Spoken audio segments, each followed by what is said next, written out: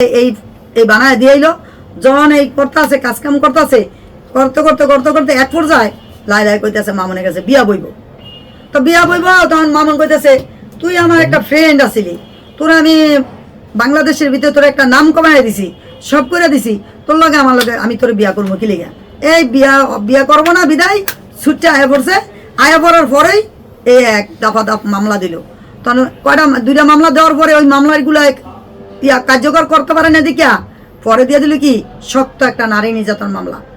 কিভাবে একটা বয়স্ক মহিলার একটা 12-13 বছর ছেলে দর্শন করে?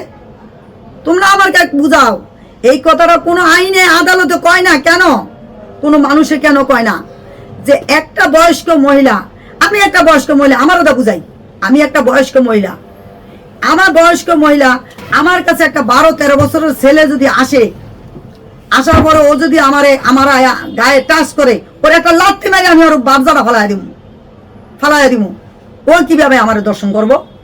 আমি যদি রাজি না থাই, আমি যদি এটা দিতে উৎসাহ না দেই, মামলাটা যে করতেছে যার কাছে করতেছে হ্যারও তো করা উচিত। তোমার বয়স কি, ওর বয়স কি, ওই কেমনে তোমার দর্শন করলো? তখন তুমি প্রতিবাদ করলো না কা? কত মামুন তখন চিকনা ছিল, ওই যদি ধরে একটা আছাড় মারতো, আছাড় মারলে তো বেহা হয়ে যেত গা, ওই কেমনে দর্শন করে পরে দিয়ে দিল দর্শন মামলা। আজকে এই যে মহানাতে 1 কোটি টাকা চাই নাই, 1 কোটি টাকা কিছুই করে নাই, মানে 1 কোটি। আমার চেয়ে বয়স সিনিয়র, আমার চেয়ে সিনিয়র লাই আমার চেয়ে বয়স বেশি, আমার বয়স 50, ধরো 50-50-এর মতন চলতে আছে, আর এ তো 60-এর মতন হইতাছে চলতে আছে, তাহলে আমার তো সিনিয়র না? তখন হেরা তো মনে করেন দেখা গেছে এন্দা গাল ছেদি করে, এন্দা ঠোঁট ছেদি করে, এন্দা পাল্লারও যায়, সারাদিন পাও দোয়, হাত দোয়, মুখ দোয়, এটি করে তো হেরা দেখা গেছে অনেক দেখা যায় কি একটু কচি ছেড়ি। আমার তো আমাকে কচি ছেড়ি হওয়ার দরকার নাই। আল্লাহ আমাকে যেই রূপ দিছে, যেই চেহারা দিছে, এটা লইয়া মরতার লিবা, আল্লাহর কাছে যাইতার লি ভালো, আর কিছু চাই না। এগুলো করা ভালো না। একটা ফসমের লগে লগে একটা করে ফিরিস্তা থাকে, একটা ফসম আমার লগে লগে একটা ফসমের এই গালের মধ্যে, মুহের মধ্যে, এই যে গুরুর মধ্যে যে ফসমগুলা, এর একটা একটা ফসমের সাথে সাথে এক একটা করে ফিরিস্তা আছে। অনেকে আসিলাম, আমি রাস্তা যাইতে পারতাম না, রাস্তায় গেলে মনে করেন রোদ্রে উঠলে আমার পুরো শরীর লাল হয়ে যেত গা, আমারও সবাই গেছে ইংরেজ, আমি এরকম ছিলাম।